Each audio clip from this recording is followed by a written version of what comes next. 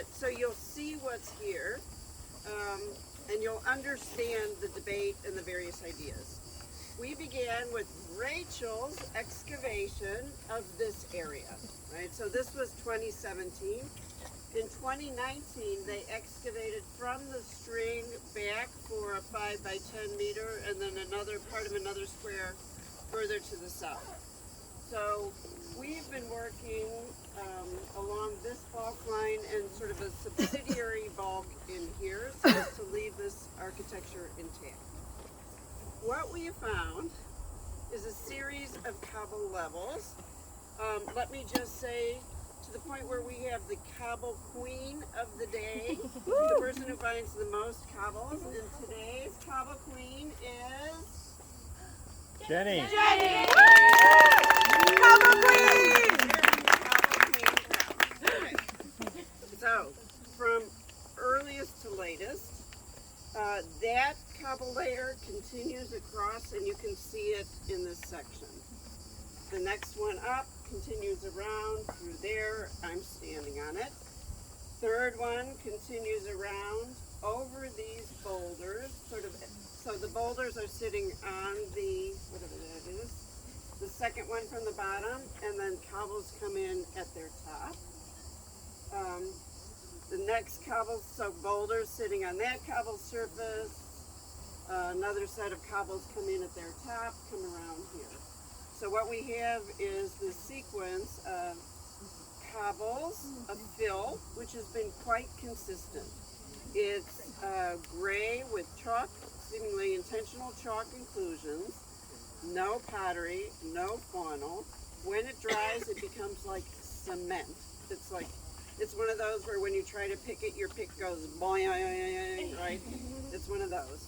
And it's the same intentional fill, cobble, fill, cobble, fill, cobble, fill, right?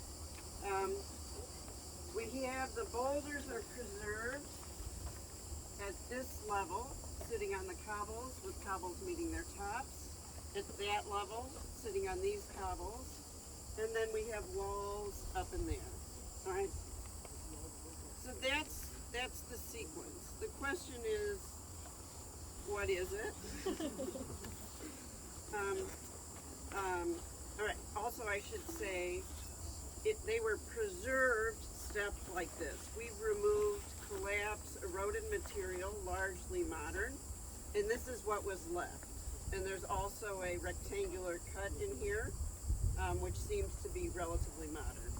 Right? It doesn't seem to be an ancient cut. There's no indication that it was built this way. The preserved architecture is what Rachel uncovered up here, and this room, which you should look at as you walk by. It's quite deep. You'll not be surprised to learn that it sits on a cobble floor, right? And was empty.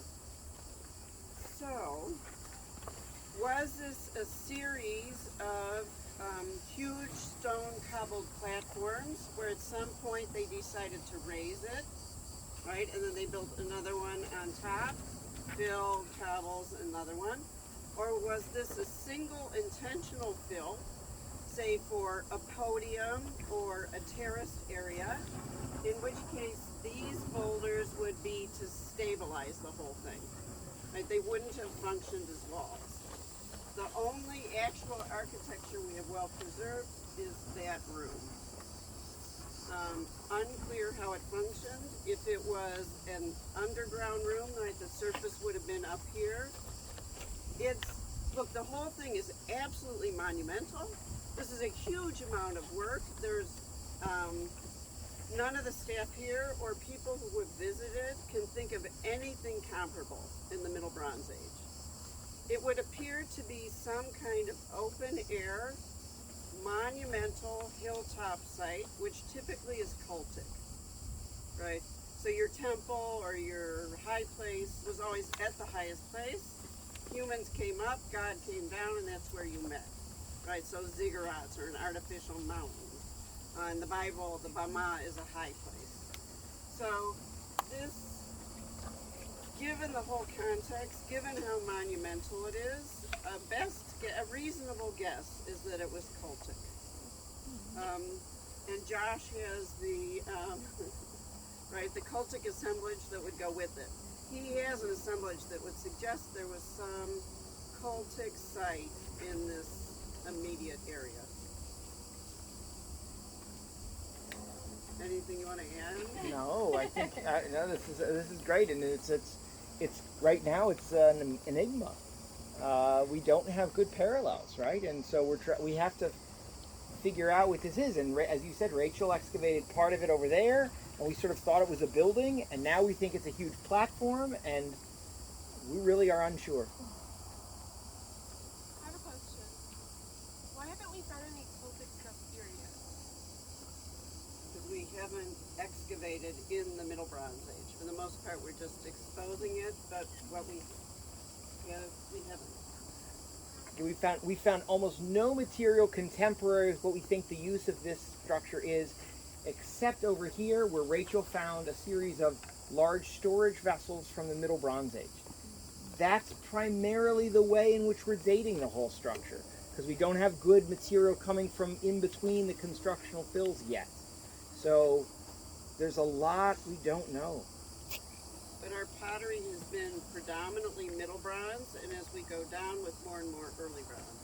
It's not like we get single sherds in every bucket, but not more than that of later pottery. When did the excavation begin in this grid? Less than 3 weeks ago. Really? We've been moving dirt. Shout out to 33 Upper. Okay, look at these stones and the stone pile as you go down that way. These were all lifted out by the members, select members of 33 Upper. Don't mess with Hans and Lucy. I can tell you that. So while we have no idea what this is, it kind of looks like a great place for a photograph. Because look how we can all stand behind each other on these different levels. So what we'd like to do is to take a photograph of everybody on the excavation, and we'd like to do it having everybody stand either on the ground